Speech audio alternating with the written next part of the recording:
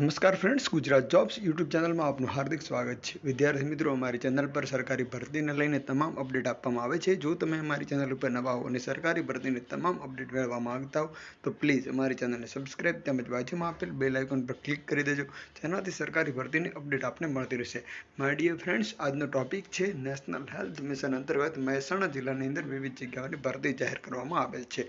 તો આપણે આજે જાણીશું total number of the vacancy, પોસ્ટનું નામ, શૈક્ષણિક લાયકાત, પગાર મર્યાદા, વય ધોરણ વય મર્યાદા જેવી તમામ બાબતો। તો ચાલો જોઈએ સંપૂર્ણ ઓફિશિયલ એડવર્ટાઇઝમેન્ટ થકી અપડેટ। માય ડિયર ફ્રેન્ડ્સ, અત્યારે આપ સ્ક્રીન પર જે જોઈ રહ્યા છો તે છે નેશનલ હેલ્થ મિશન અંતર્ગત મહેસાણા જિલ્લાની અંદર રિક્રુટમેન્ટની એડવર્ટાઇઝમેન્ટ। નેશનલ હેલ્થ મિશન અંતર્ગત 11 માસના કરાર આધારિત ભરતી માટેની જાહેરાત।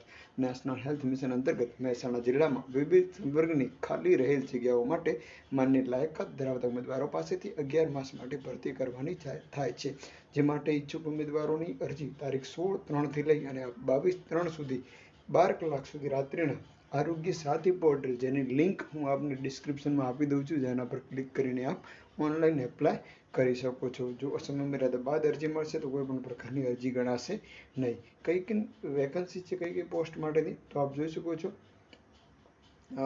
મેડિકલ ઓફિસર્સ MBBS, જેની 7 જગ્યાઓ છે। મલ્ટીપર્પઝ હેલ્થ વર્કર, જે માત્ર ને માત્ર વેઇટિંગ લિસ્ટ માટે જ રિક્રુટમેન્ટ જાહેર કરવામાં આવેલ છે।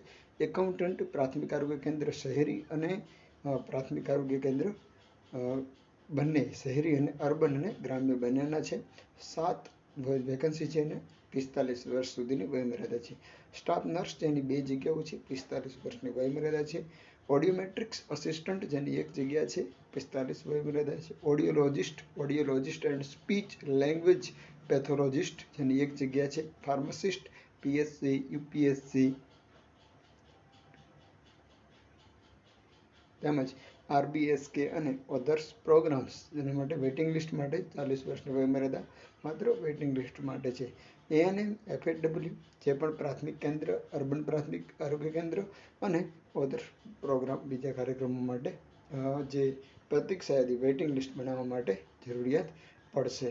જો સૂચનાઓની વાત કરવામાં આવે તો કાનૂની પ્રક્રિયાનું સ્થળ રહેશે મહેસાણા અને સાધનિક કાગળો છે નિયમ અનુસાર અપલોડ કરવાના રહેશે। જો અધૂરા હશે અપલોડ કરેલ તો એ અરજી અમાન્ય ગણવામાં આવશે। સાદી ટપાલ, કુરિયર, રૂબરૂથી, સ્પીડ પોસ્ટ, RPID થી આવેલ તમામ અરજીઓ છે રદ ગણાશે। માત્ર આપણે ઓનલાઈન એપ્લાય કરવાનું રહેશે।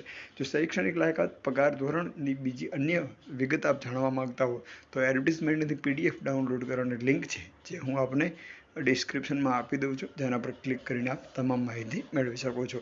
સરકારી ભરતીની અપડેટ સાથે ફરી મળતા રહીશું। Thank you so much for watching this video. જય હિન્દ।